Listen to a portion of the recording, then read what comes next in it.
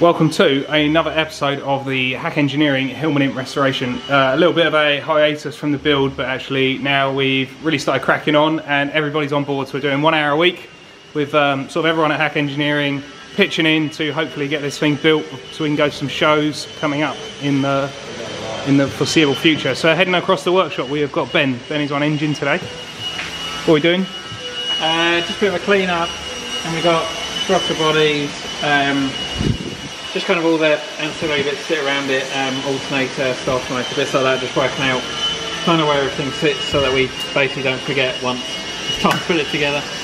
We've also got a big old lump of metal that wasn't in the last video, was it, Ben? Which lump of metal is that? The big old bit of billet sat on the bench there. This bit right here. Yeah. Go on, talk us through this. So this is part of the adapter kit. So, I mean, I could be wrong, and this is a bit grubby because we've been using it for test kits and stuff, but I think an old boy designed it basically, and now Complete Engineering Services make them. So that whole thing is one lump of billet, which is really quite a nice thing. There's an adapter plate that bolts onto here. This goes on the front of the gearbox, and then it all bolts together. So is that actually where the drive shafts come out? There? Yeah. So it replaces like the back of the original gearbox? Yeah, so we've got the original gearbox there, which is all oily and grubby, but yeah, you literally replace the bell housing on the gearbox. The disc sits in here. Yeah, that bolts on, and then yeah, you haven't got too much weight hanging over the back axle really, so it should handle quite nicely. Because it's quite a light motor as well, even compared to the standard one. It's probably maybe a little bit heavier, but yeah, I wouldn't mind actually if we dig them out, weighing the difference, because a standard imp engine weighs nothing, but neither does this. So, and you know, this is 40, 50 horsepower more. Yeah, it's going to be cool. Right, let's head over to Chris. Chris, what are you on? First, of course, introduce yourself, because you weren't in any of the previous Hillman Imp restoration videos. So I am Hack Engineering's engine builder,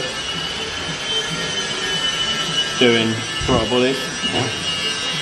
So a little bit, getting a bit grubby today, aren't you, Chris? Yeah, filthy.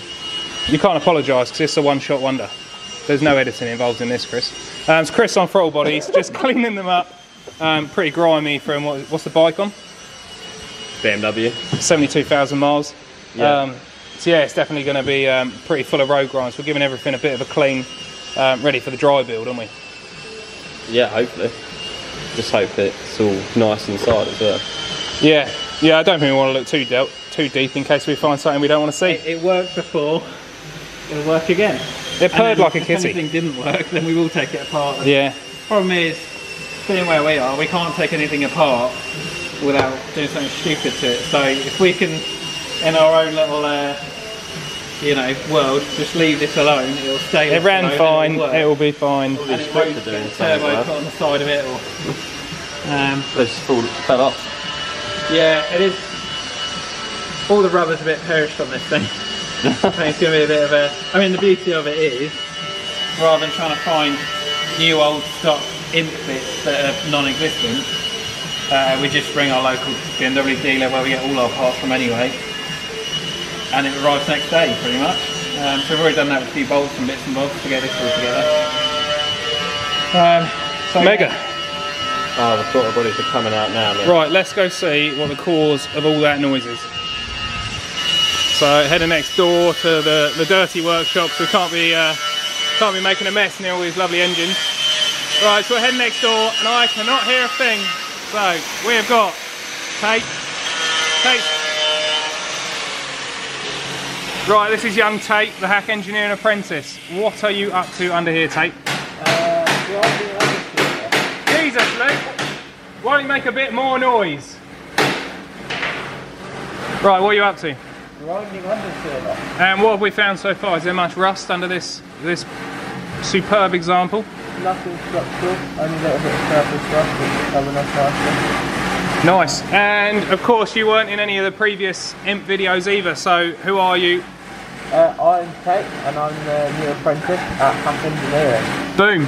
Right, moving around, we've got Luke. Hello everyone. Of course Luke wasn't in the previous imp videos either, so who are you, Luke? My name's Luke, I'm a technician here at Hack Engineering, and today we are trying to fabricate some shock absorber reinforcement brackets for our race kit that we have got for our imp. Nice, so where are they going to go? they are going to sit up here to support this bracket somewhere up there. Oh, mega. Like that, welded in, nice dimple in the middle for some strength. And we're putting these in because obviously we're going to be punching a bit more power. We want this thing to sort of handle, and we'll be hooning it around, won't we? So we don't really want the front turrets to fold in on themselves. So a bit of strength there is going to go down wonders. Especially with our new brake kit, it's going to be good.